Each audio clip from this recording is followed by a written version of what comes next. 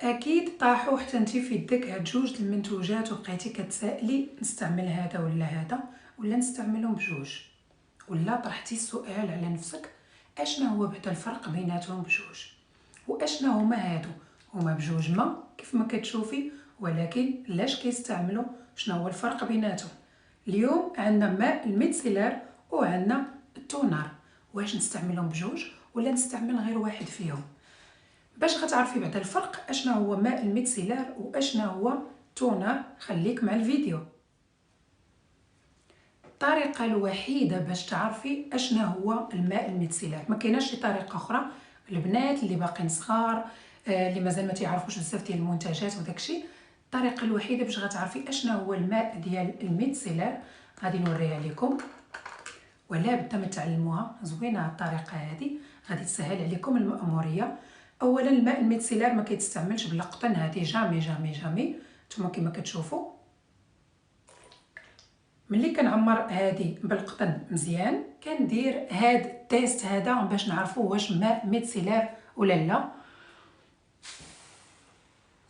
فوالا كنتمنى اوكي كنتمنى شفتوا شنو هو الفرق. ماء الميتسيلار كيدير الرغوه، ماء الميتسيلار يعني صابون. فيه الكلمه الاولى شنو هي؟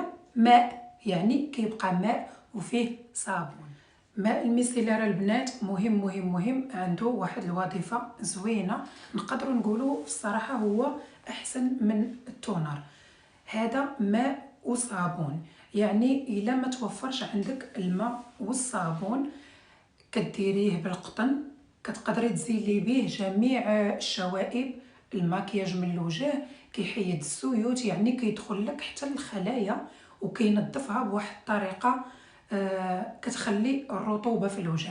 حنا كاملين كنعرفوا بان الصابون كينشف الوجه، ما تستعمليش غير الصابون بوحدو.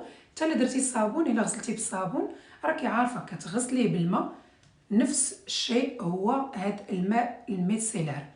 كديري البنات ولا بدا بالقطن، حيت كاين شي بنات اللي كياخذوا في يديهم وكيديروا على وجههم وكيرغوي، لا راه ما كينفعكش، لانه غير كديريه في الماء، غير كتغسليه بالماء بوحدو ما كينظفش لك البشره واحد النظافه اللي كتكون عميقه. يعني كتاخديه كديريه في القطينه كيف ما شفتي، كتكون ديك الرغوه ديالو وكتمسحي به الوجه، ماشي مره ماشي جوج ماشي ثلاثه، يعني على حسب الماكياج اللي دايره نتيا في وجهك، ولا الا كان وجهك نقي يعني راه غير وحده كافيه.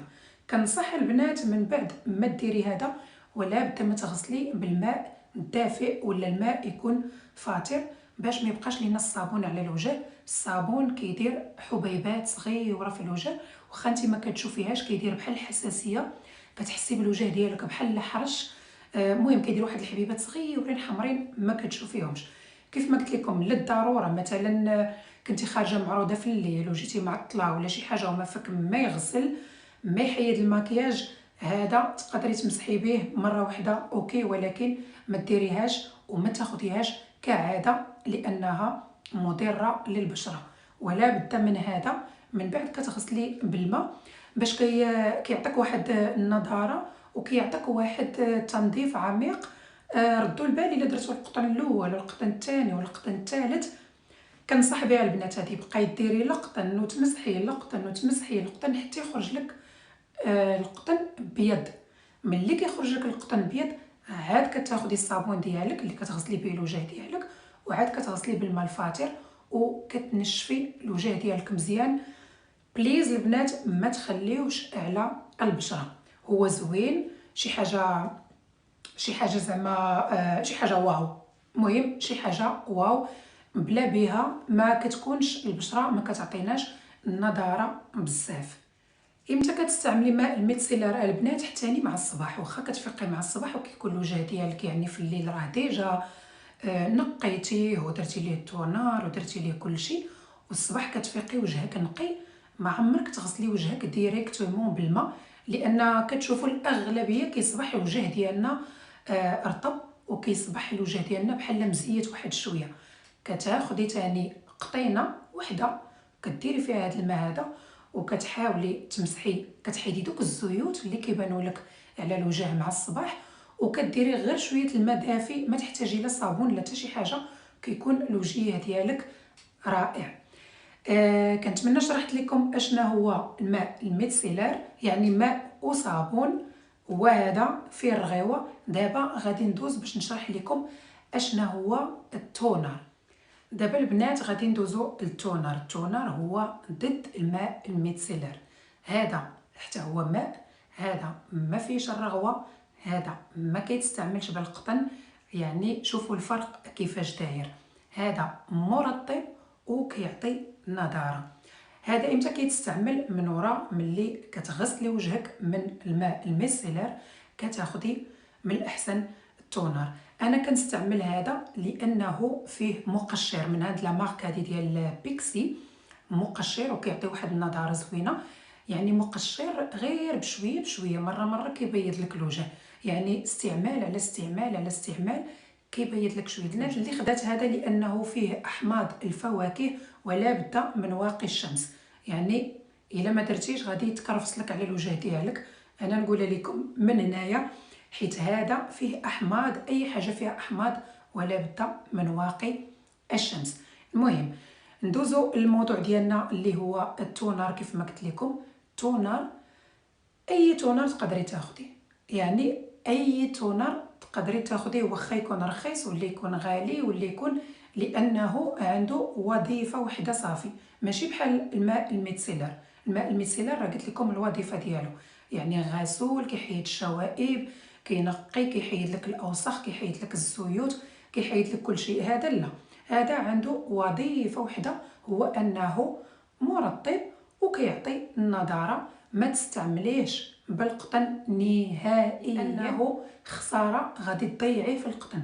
الا درتيه في القطن راه مشى في القطن. هذاك الاخر فيه الصابون راه كيبقى، ولكن هذا لا، هذا اون فوا كديري في القطن صافي كيشربوا القطن، واخا كتحطيه على وجهك يعني ما بقاش ديك المفعوليه ديالو.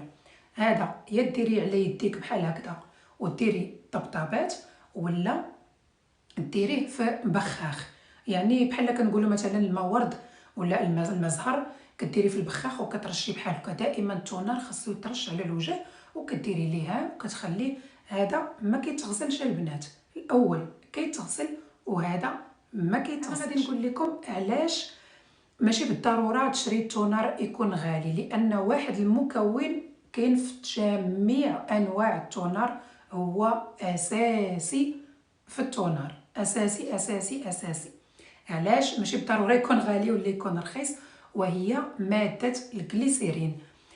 اي تونر خديتيه ملي كدوري اللور كتقراي لي زانغريديون ولا شنو اللي مكتوب فيه، ولا كومبوزيسيون ولا شنو الحوايج اللي مكتوبين فيهم، كتلقاي بان بالدرجه الاولى حتى هو ماء وفيه الجليسيرين.